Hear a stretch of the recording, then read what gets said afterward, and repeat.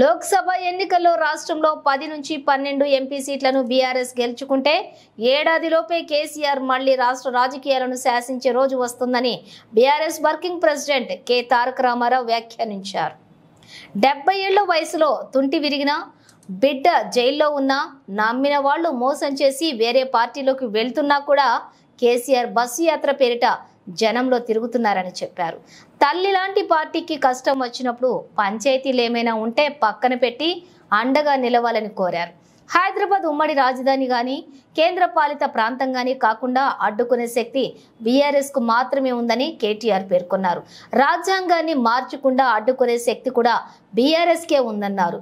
ఈ సందర్భంగా ప్రధాని మోదీ పైన విమర్శలు గుప్పించారు.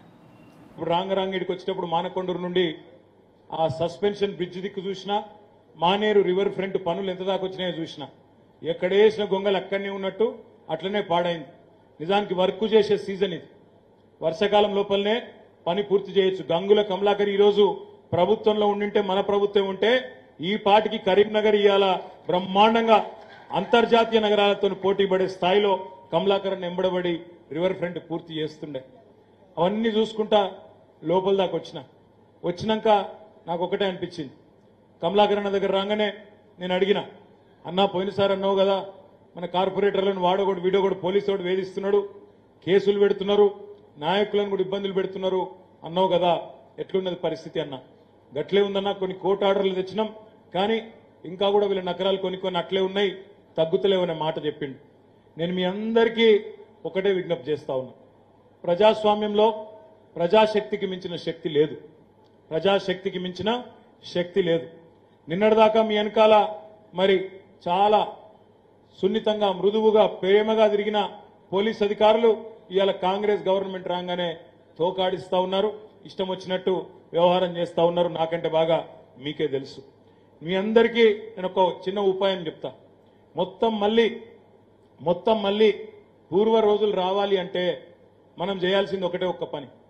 రాబోయే 15 రోజులు కష్టపడి మీరు 10 నుంచి 12 ఎంపీలు మా చేతుల్లో పెట్టండి. సంవత్సరం లోపల కేసీఆర్ గారు మళ్ళీ తిరిగి రాష్ట్ర రాజకీయాన్ని శాసించే పరిస్థితి తిరిగి వస్తుంది. ఈ అధికారులందరూ మళ్ళా అనానికి దండం పెడతా, అయ్యానికి దండం పెడతా, గంగుల కమలాకరానికి చెప్పు నా గురించి అని చెప్పే పరిస్థితి మళ్ళా స్వల్ప సమయంలోనే తిరిగి వస్తుంది. ప్రజాశక్తికి మించిన శక్తి లేదు. ఓ 10-12 ఎంపీలు మనం గెలిస్తే ఆటోమేటిక్ గా మళ్ళీ అందరూ లైన్ కడతారు. మళ్ళందరూ అమ్మో వీళ్ళు ప్రజల్లో మాత్రం గట్టిగున్నారా అయ్యా అని చెప్పి ఎక్కడోడు అక్కడ నిన్నటిదాకా తోకాడిచ్చినోడు కూడా సల్లబడతాడు. కాంగ్రెస్